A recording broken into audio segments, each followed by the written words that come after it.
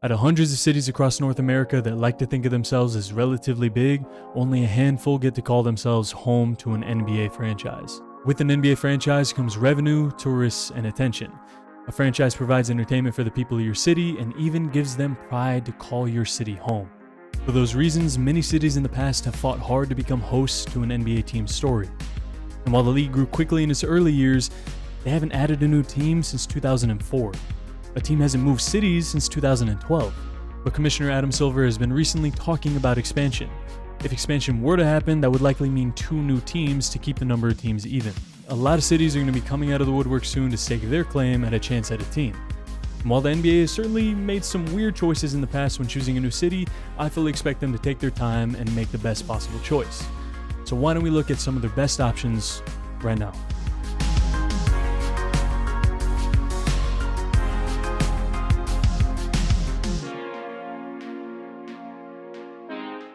There are a ton of choices, but some, or honestly even most, don't make much sense when compared to the top options, so I just want to go through some of those real quick.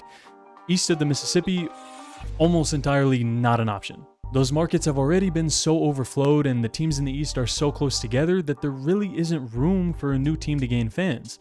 And plus the main reason I think the NBA would want to add 2 new teams to the Western Conference. Because it would be nice if they could move a team that plays here, only 550 miles from the Atlantic Ocean on the East Coast, out of the West and into the East. So East cities, out. Pittsburgh, Louisville, Montreal, Baltimore, too close to DC, and Nashville, Virginia Beach. Virginia Beach?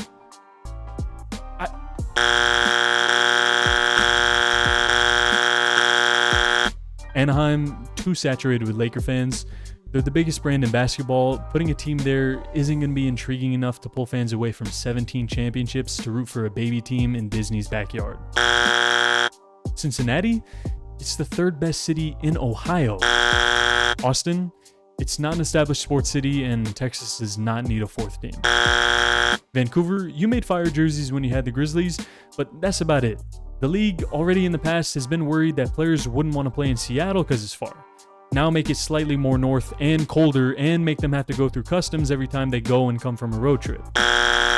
Okay, now let's talk about top options. Las Vegas is the most obvious and most likely choice. It's the gambling capital of the US, and with sports betting becoming legal across more and more states, more and more money is going to continue to flow into the Vegas market.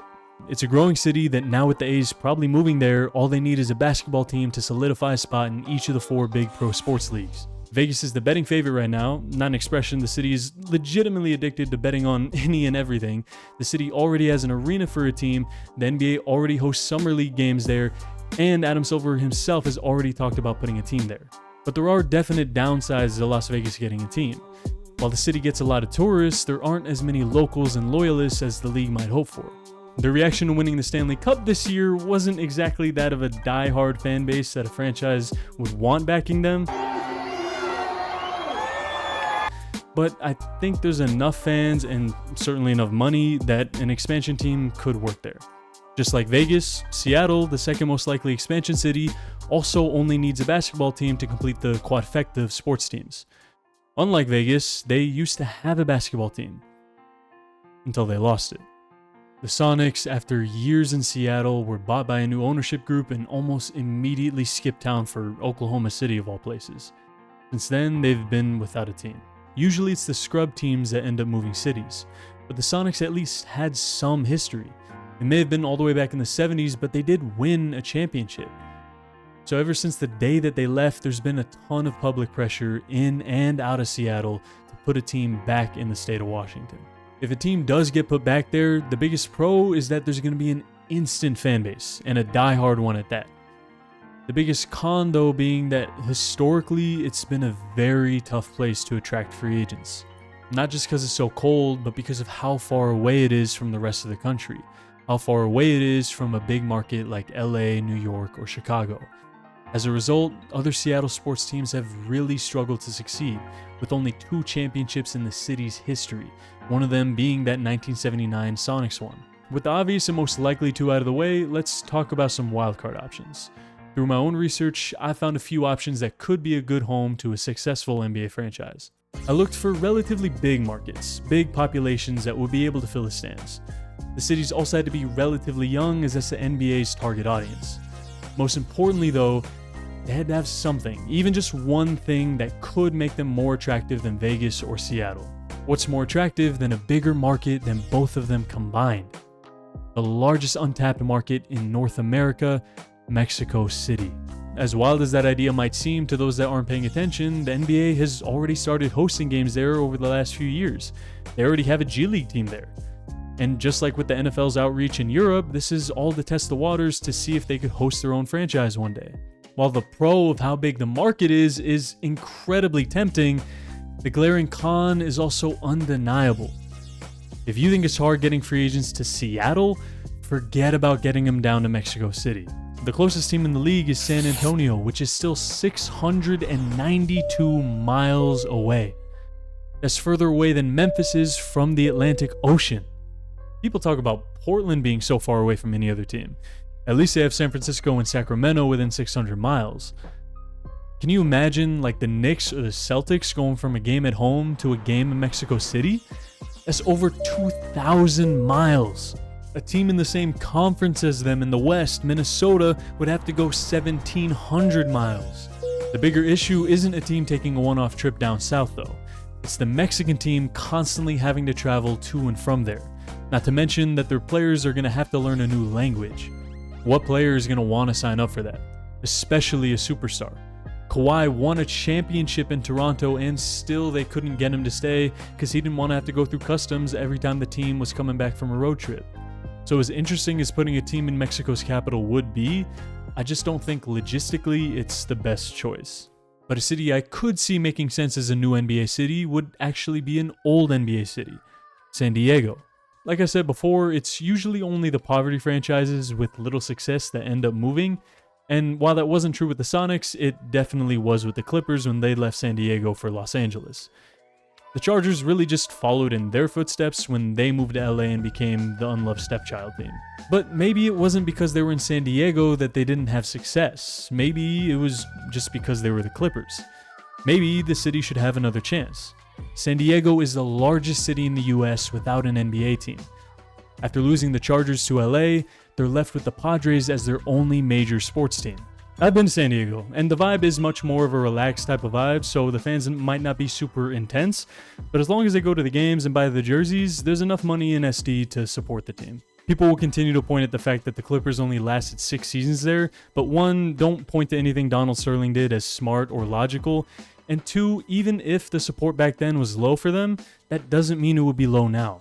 The Clippers were awful their entire time there. They never made the playoffs. Why would that get the fans excited to go to a game when they could go surfing instead? It's the same reason the Chargers got no support towards the end too. But the Padres are a great example that if you put a good product out on the field, the fans will show up. On top of that, in the Clippers' last season there in 1984, their population was still under 2 million. Today, it's pushing 3.5. The only real concern I have about them getting support isn't the population, but rather the foothold that the Lakers have there in San Diego, and really over all of Southern California. In every other sport though, the city hates LA teams, so maybe you could turn some fans in that way. But some LA faithfuls have no problem chanting "Beat LA" while rooting for the 49ers, so who knows, people are weird. And the biggest plus is that it's a beautiful beach city that will be so incredibly easy to attract free agents to. The last city we're going to talk about is the complete opposite of that. While the city might not be as big of a market as Mexico City, Seattle, San Diego, or even Las Vegas, what their population lacks in numbers, they make up for in passion. I mean, their football stadium is only called the loudest stadium in the world. It might not be the sexiest pick for a city, but I think if done right, Kansas City could work as an NBA city. It would fill the biggest hole left on the NBA map in the dead center of the country. Maybe the league has avoided that as it's really NFL territory, but so is a state like Texas, and yet they have 3 teams there. Teams that, when good, routinely sell out their stadiums all year long. And speaking of selling out, the Kansas City Chiefs have ranked in the top 10 in NFL attendance every year since 2013, consistently selling over 70,000 tickets a game. So as long as the front office could put a competitive team together, I don't think they'll have a problem filling 18 to 20,000 seats. Now, I don't expect middle-of-the-country landlocked Missouri to be extremely appealing to multimillionaire NBA players in their 20s. That's why places like Indiana, Minnesota, Oklahoma City, and Memphis still don't have an NBA championship. But if the hellhole I live in, Phoenix, can attract Kevin Durant, hot and humid-ass Dallas can re-sign Kyrie, and Denver can win a championship, maybe Kansas City could have a chance at working. They just can't rely on free agency to build a team. At least not until they draft a superstar. AD went to Phoenix because they have Devin Booker. Kyrie stayed because of Luka. And Denver won because of Jokic. So as long as they draft well, Kansas City can work. But if I were choosing for the NBA where the 2 expansion teams go, personally, Kansas City wouldn't be one of them. And as tempting as Mexico City might be for expanding into a third country, it wouldn't be one of them either. I could be boring and safe and just say Las Vegas and Seattle, but truly I don't think that's the best case scenario from a fan perspective. From a money perspective, which is what the NBA is going to be more concerned about, I get the draw of Las Vegas. You know, the naming rights just alone that you could get from a sports book putting their name on the arena. The Raiders just moved there, and yet they were 30th in attendance last year in their new stadium. Vegas is a hot-ass desert with not much to do other than gamble. So I don't really get the draw to free agents other than the possible brand deals, I guess. And for any Vegas viewers out there, don't take offense. Like I said, I live in Phoenix right now. It's basically Vegas with more people and no gambling. Like, it's 103 degrees right now. 103 at 8:30. I want to cry every time my skin touches the outdoor air. It sucks. My picks would be Seattle to get their Sonics back, the largest county population in the US without an NBA team, and San Diego, the largest city population without one. I was scrolling online for what their team name could be, and one made me laugh so hard, because look, it's not that the San Diego Seals would be a bad name per se, but just think about it for a second. Every time the team loses, the team's Twitter replies are going to be 1,000 seal clubbing jokes, which isn't funny, but come on, it's pretty funny. Maybe the San Diego Surf or Sharks, or maybe steal UCSD's Triton's nickname. Really anything aquatic other than the Seals. If we're adding 2 teams to the Western Conference, only one needs to move to the East, because there would be 17 in the West and 15 in the East.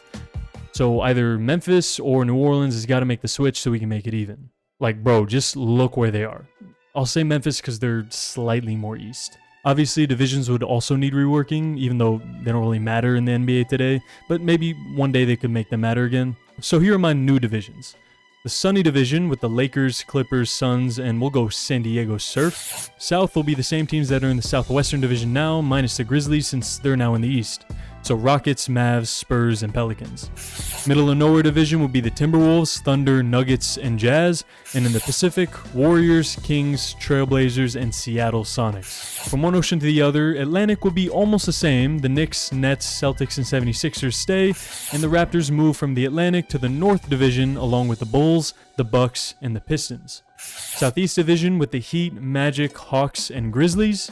And the Central with the Pacers, Cavaliers, Wizards, and Hornets. That's my ideal expansion plan, but let me know what yours is down in the comments. I know Las Vegas is almost a for sure thing at this point.